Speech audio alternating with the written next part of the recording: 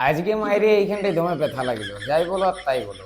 শুনো কথাটা। এখন দাদারা আসে বৌদির কাছে, বলছে লক্ষ্মীর ভান্ডারের টাকাটা ঢুকেছে, 100টা টাকা দেবে, একটু পেট্রোল ভরতাম বাইকে। শুনতে খুব ভালো লাগছে। गजब बेइज्जती है। কি শুনতে তোমার ভালো লাগছে তাই তো?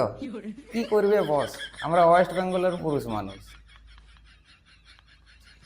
আর তার থেকেও বড় কথা, আমরাই আমাদের বউকে বলেছি যাও যাও যাও লাইনে দাঁড়াও, যাও ফর্ম ফিল আপ করে জমা দিবে। দেখো, যে টাকা দিচ্ছে সে তো দুটো কথা শোনাবে কি, সেটা তোমাকে সহ্য করতেই হবে। বছরে 18,000 টাকা, বুঝতে পারছো? কম, বহু টাকা।